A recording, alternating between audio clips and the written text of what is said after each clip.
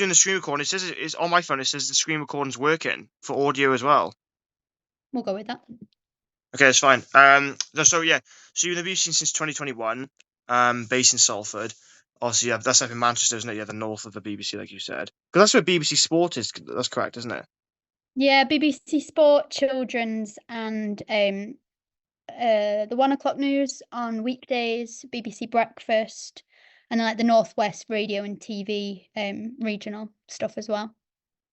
So in terms of your experience so far, then, like obviously, I assume you're fairly new to being a qualified broadcast journalist. Is that correct? Yeah, so graduating in 2020, Yeah, kind of 4 years I've been in the industry now.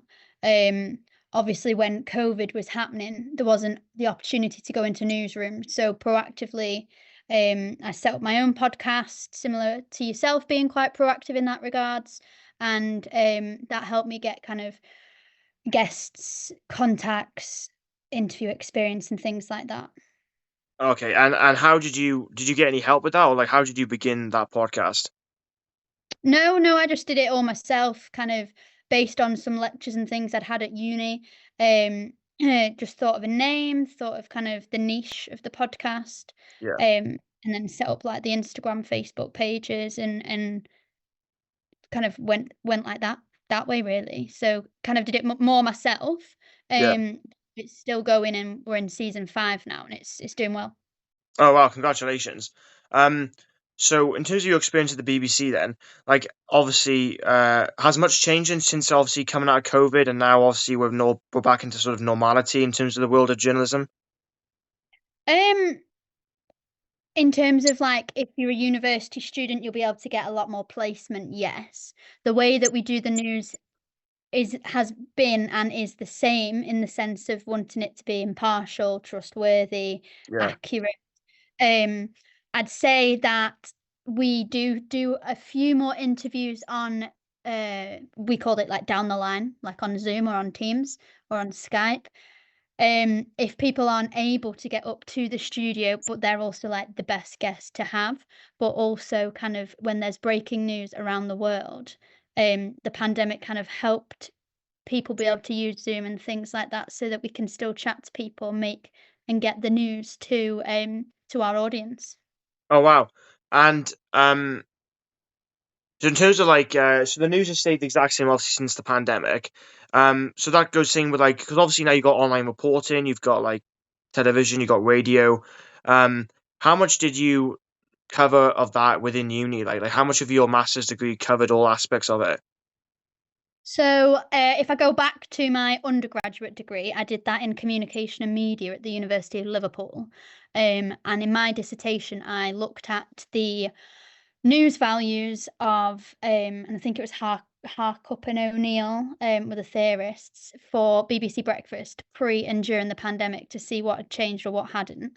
Um, and then doing my masters, I focused on broadcast journalism. So it was, I think we did one semester on writing and print journalism, and then the rest we did. I well chose to specify on radio and TV. So that was what I did. So in terms of all journalism, you need to have the grounding of print and be a good writer, and use your words and succinctly and accurately, and then it's how you transfer those skills to radio and TV. Any specific reason why you chose radio and TV? Um, because I like to talk and I find it easier to portray and explain what's happening uh, in spoken word as opposed to written. And also it's much more fast paced radio and TV and creative as well, but print journalism is important as well. Obviously print journalism they say is um dying. I don't know whether I agree with that or not. That's just kind of what the trends maybe suggest. But I definitely get more of a buzz from like a newsroom for TV and radio. But TV more now. I'm in TV. Anything that surprised you entering the industry in terms of the aspects of TV and radio that you didn't expect? Um,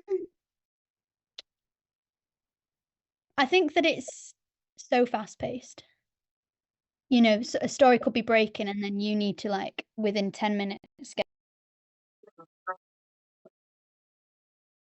what's happening. So that nature, and I think also it's quite tiring. Obviously, you need to be able to switch off from the news as well, and do that for your own mindset, really.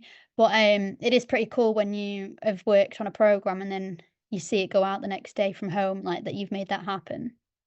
So what's a typical day like for you now at the BBC as a broadcast journalist? So I work on BBC Breakfast and also the BBC News at 1. So if we take those separately, so on BBC Breakfast, you do day shifts and you do night shifts. So on a day shift, you're preparing for the following day's programme. You are finding the guests, sorting the news, working on items to get people onto the sofa, talking to them about key problems, key things. You know, I've done some great things on BBC Breakfast. Something I was quite proud of was the day before the general election, we had Rishi Sunak on the programme, the last time before um, everyone went to vote. And I had to prepare the brief for the presenters to then do the BBC Breakfast final interview with him. So that was a very busy day, kind of reading through the manifestos, fact checking, meeting with the presenters about um, the interview, making sure they're prepared. That's kind of what you need to do in the day shift. Make sure the presenters are prepared and know what the stories are. The night shifts are you kind of inherit the story and the program from the day shift team. You're working on the technicals, you're writing the cues, you're making sure the video pieces and the VTs are right. Um, checking the guests have arrived, getting them on air. Um, responding to breaking news as well. So two very varied jobs, but still in the same program. And then the news at 1 is completely different kettle of fish. You you get in on the day. You kind of might be the story might have broken in the morning, and then you're actively making a piece for it to go out for the 1 o'clock news. So all different, but all kind of using similar skills and like communicating with various other teams in the BBC because we're massive team, and even though we're in Salford, you've got the foreign and home planning teams in London, you've got education, you've got health, you've got learning and identity, you've got science and climate, you've got loads of different teams around the country and then around the world as well. How much traveling have you done so far? How much what did you say? Traveling. Have you done much traveling as a broadcast journalist yet, or is it all just be based in Salford? So basically our job's predominantly office based. You can go out sometimes, but it is mainly in the office. Before I was at Breakfast, I did some freelancing for BBC Radio Manchester, and you went a bit more out and about within that region. And then after the radio freelancing, I got a contract at the Farmer's Guardian, which was print, and I did quite a lot going around the north of England predominantly for that, but not as opposed to traveling in terms of going to countries at war or America and things like that. That's kind of more different departments. All right, and so like, how many departments do you work with in total then? Like, to obviously on these news stories in particular, like if a big news story's broken on like let's say war, how many departments are included within that story? Like, Gosh, that's hard to say. It depends really. You've obviously got the home and the foreign news teams if it was abroad. And then you've got the producers, the correspondents who might be in that country already, so you deal with them and communicate with them. Then there might be someone, a guest that you might find, so that might be somewhere else. I wouldn't say you work with every department on every story, but you work with the team that's obviously the most salient for that story, and then kind of help distribute the story across all platforms. So then it'll go online, it might go on radio, on the Today programme, on Radio 4, on 5 Live, it might go on all those. and how important is it for like obviously now the world of social media's come into play. How important do you think it is, obviously based on the previous years where social media wasn't a thing? Like, how important is it now for social media to now be a factor within journalism? Like, how much of an Very, impact is it making?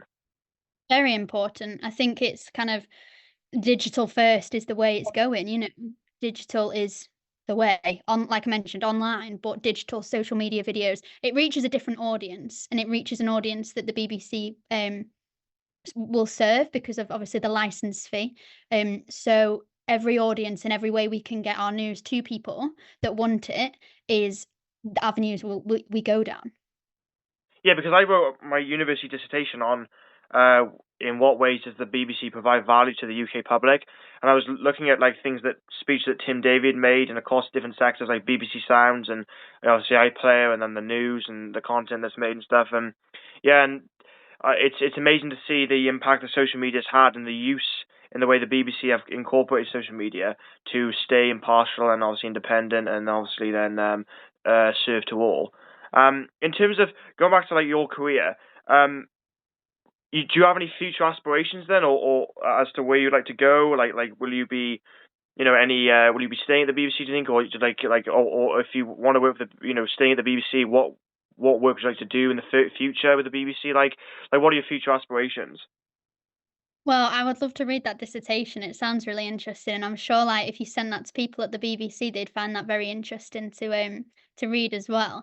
Um, So, yeah, I really enjoy my job. It's very varied and it offers me a great opportunity to still grow as, like you said, a under 5 year ex qualified journalist.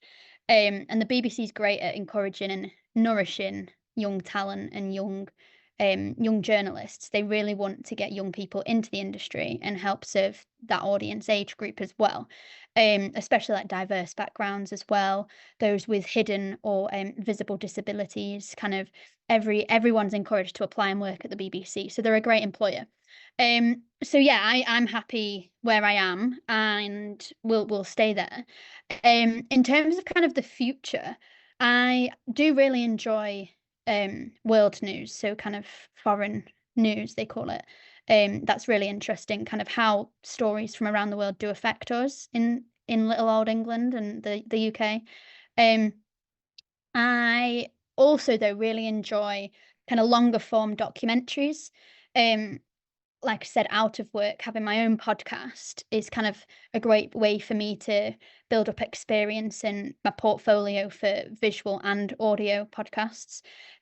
So I'd quite like to go down the documentary route, presenting my own documentaries, a little bit like what Stacey Dooley or Louis Theroux does. So kind of at the moment, it's just building portfolio, building reputation, and kind of making contacts, and hopefully at some point someone will see what they like, what they see, and maybe something will happen. You've just got to keep moving forward, and it's the contacts, it's who you know, it's also what you know, it's staying like in good contact with them as well, and making sure that yeah, that you're nice and polite and kind to everyone you meet. Yeah, because obviously, like, it's important to recognize that it's a marathon, not a sprint. Obviously, you're obviously very busy, and I assume you'll become busier. How Any advice on how you can manage, like, how I should manage, or you then in particular, or anyone can manage that, like you said, that good work balance relationship with people in the future for future opportunities? How do you balance that? um I think in terms of work life balance, um I know, like, you know, like self-care, stuff that you enjoy when you're not working, go to the gym. I really enjoy, like, going to the gym, doing yoga, keeping active. So that's what I kind of do on my days off. And also to realise that, and this is my opinion, this isn't kind of like the BBC's opinion at all, but, it's television, and that's important, and it's important that the news is right, but if you make a little mistake, like a spelling or something, it's television. It's not like I'm a heart surgeon who's made a little mistake. Do you see what I mean? Like, perspective is a big thing,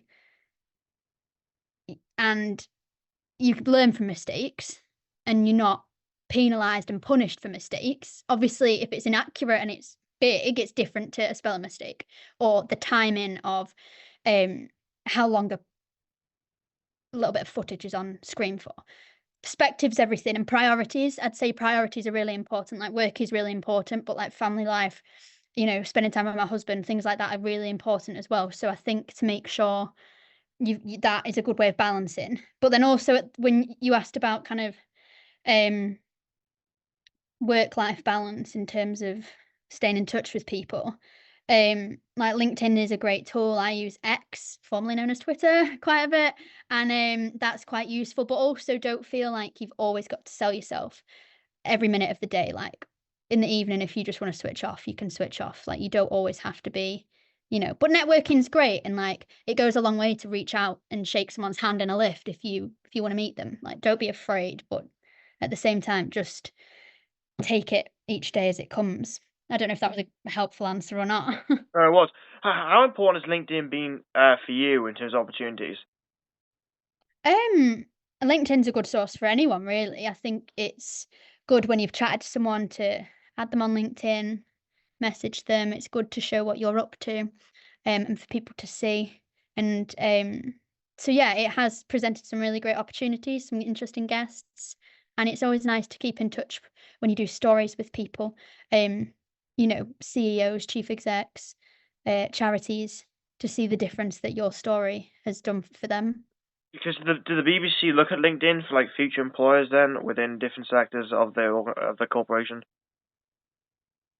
I don't work in the BBC recruitment, No, so no, I'm no. I'm not 100% sure.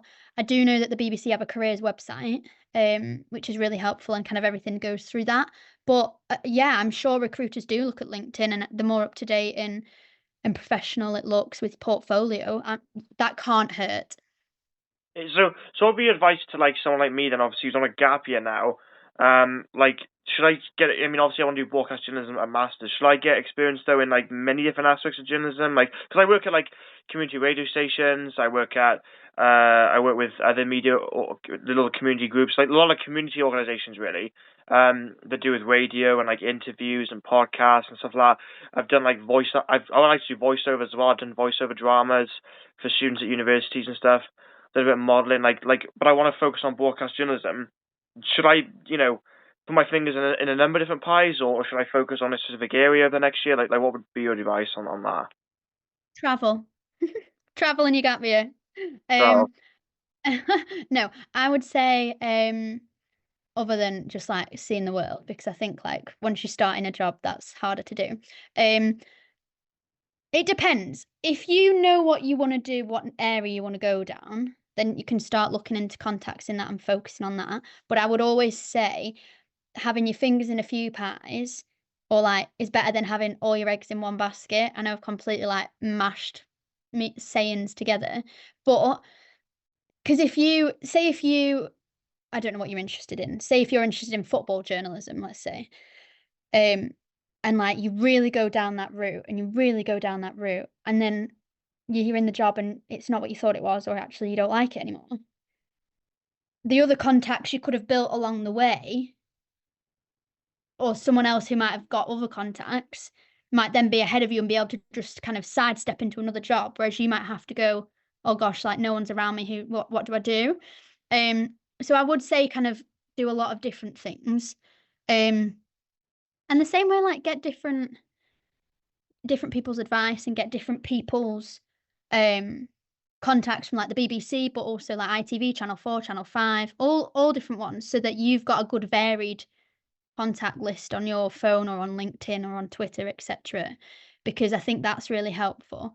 Um, and then I'd just say kind of so you're doing this podcast, which is great, but just make stuff. If you want to do TV, film stuff, if you want to go into radio, like make little podcasts and little audio things, send it out to people, put it on YouTube.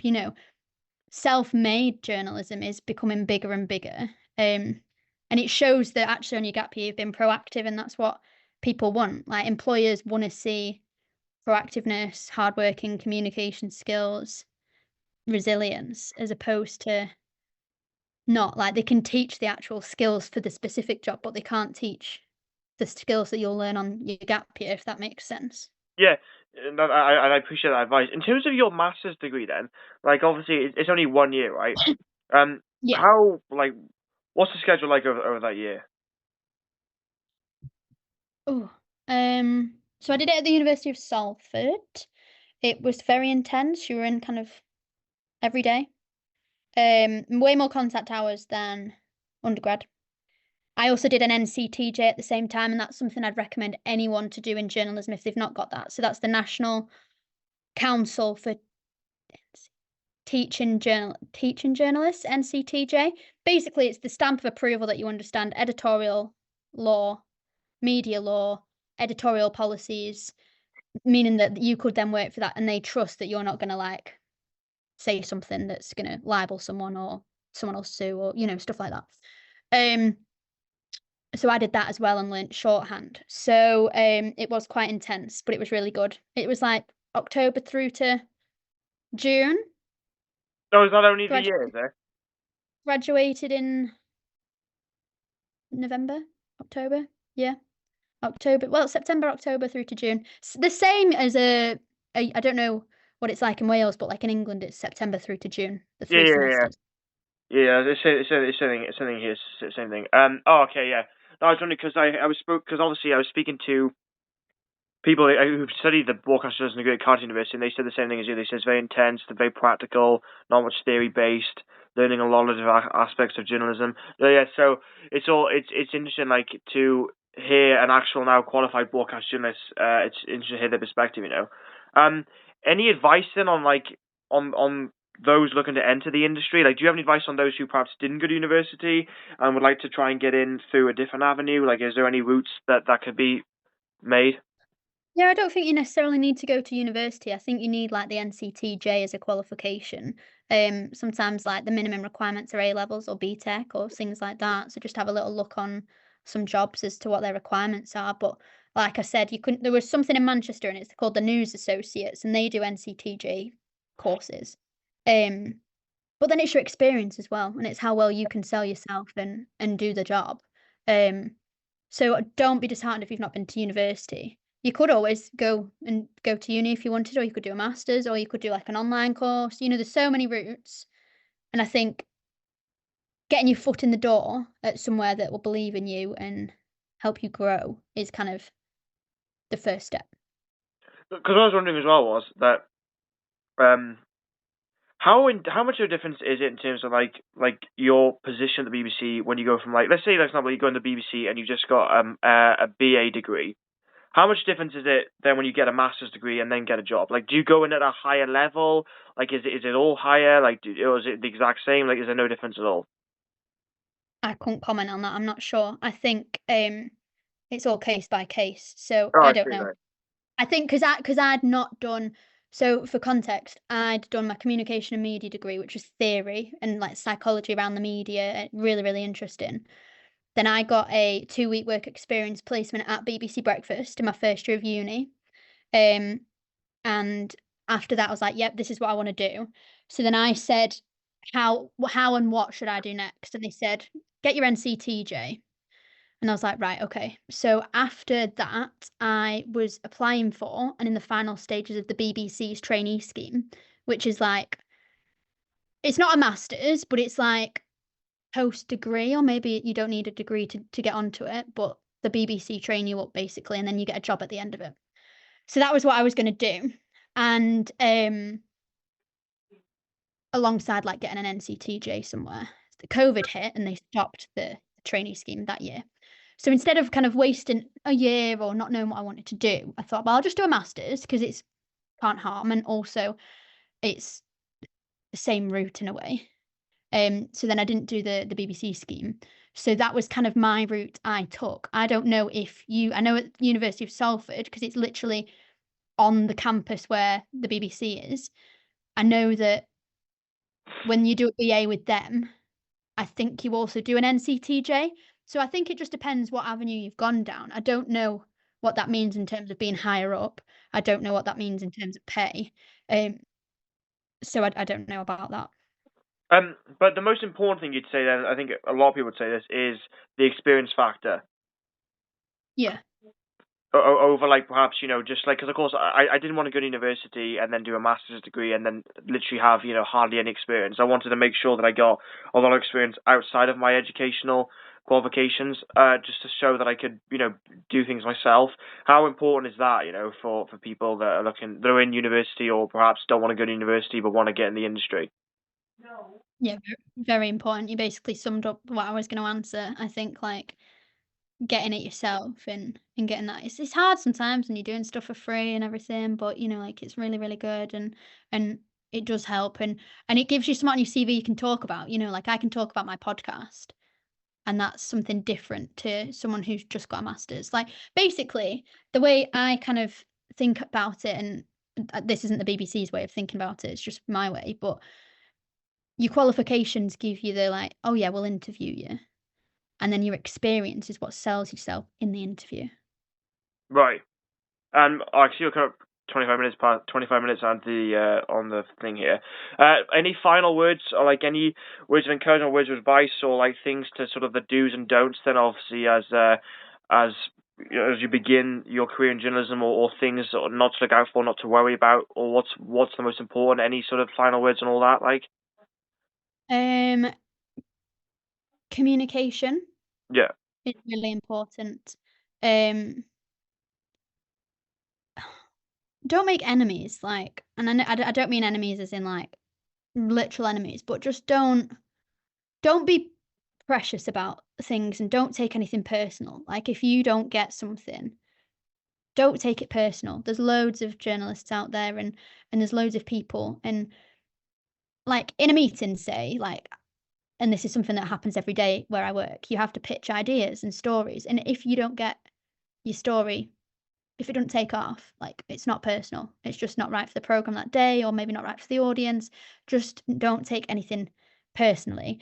And also keep your personal life personal and private, as a journalist, you're a public figure for I represent the BBC, if you work for ITV, you represent ITV, Channel 4, Channel 5, all of those, Sky News.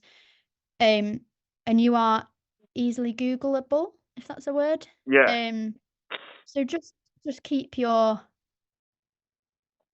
you don't want on social media off social media, because people people will think if you report on something that's your opinion because you've reported on it like that. Well, no, you're actually being impartial and balanced, so you don't have an opinion. And people can get offended. So just like I said, don't take anything personal and kind of keep yourself a bit private. And then also just say perspective and priorities, like two really important things.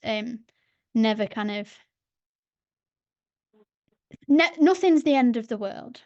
I think is Right. a good thing. You can get so worked up about I remember trying to edit something and it was just not gelling together how I'd like, and I was just getting really annoyed about it, and it's actually would the listeners actually realise that that's happened? Probably not. So don't think too much about it. All right, thank you so much. I apologize for being late because I had difficulties with my Wi-Fi. We're coming up to half an hour, and I know you've got another meeting soon, so I really appreciate I appreciate you coming onto my show, and I'm obviously really new to this. My first ever it's not my first ever interview, it's my first ever podcast episode, really. I've interviewed other BBC employees before, like Lucy Owen, in Wales. I've interviewed another senior executive I think interviewed. I did get an email response from Tim Davey as well for my dissertation. So all these were part of my dissertations and stuff. So I managed to do stuff like that. But I appreciate you coming on and hopefully speak in the future once again. Yeah, no, thank you, and, yeah, keep it up, keep up the hard work, and, yeah, let me know should you need anything. Thank you so much.